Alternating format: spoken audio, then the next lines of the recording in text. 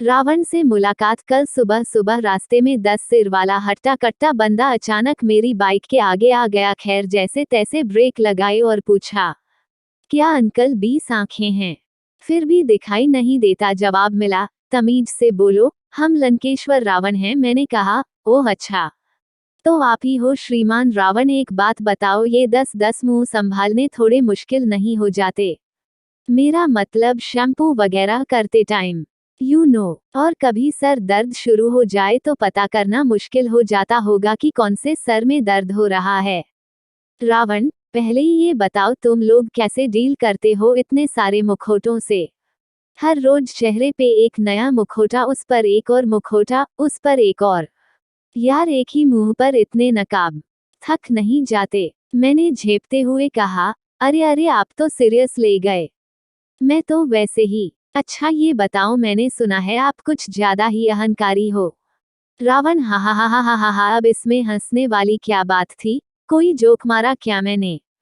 रावण, और नहीं तो क्या, एक कलियुगी इंसान के मुंह से ये शब्द सुनकर हंसी नहीं आएगी तो और क्या होगा? तुम लोग साले एक छोटी मोटी डिग्री क्या ले लो, अंग्रेजी के 2 पवरी अक्षर क्या सीख लो, यूं इतरा के चलते हो जैसे तुमसे बड़ा ज्ञानी कोई है ही नहीं इस धरती पर। एक तुम ही समझदार, बाकी सब गंवार।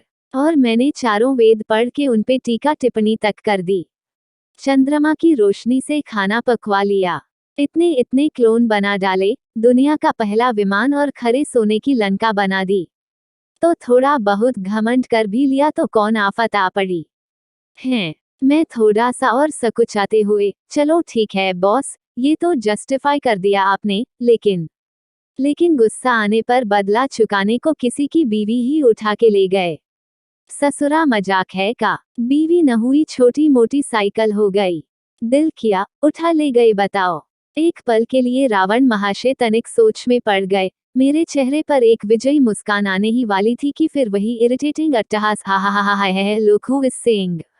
अबे मैंने श्री राम की बीवी को उठाया, मानता हूँ बहुत बड़ा पाप किया और उसका परिणाम भी भुगता, पर मेघनाथ की कसम कभी जबरदस्ती दूर हाथ तक नहीं लगाया, उनकी गरिमा को रत्ती भर भी ठेस नहीं पहुंचाए। और तुम कलियुगी इंसान, छोटी 2 बच्चियों तक को नहीं बख्शते, अपनी हवस के लिए किसी भी लड़की को शिकार बना लेते हो, कभी जबरदस्ती तो कभी झूठे वादों छलावों से।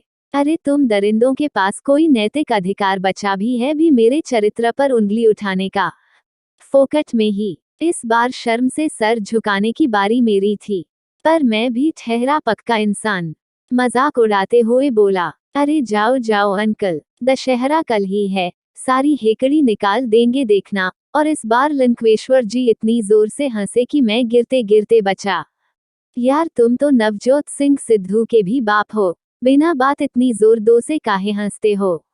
ऊपर से एक भी नहीं, 10 मुंह लेके कान का पर्दा फाड़ दो, जरा और जोर से हंसो तो। रावण, यार तुम बात ही ऐसी करते हो। वैसे कमाल है तुम इंसानों की भी, विज्ञान में तो बहुत तरक्की कर ली पर कॉमन सेंस ढेले का भी नहीं। हर साल मेरा पुतला भर जला के खुश हो जाते हो, घुटन मुझे होती है तुम लोगों का लेवल देखकर।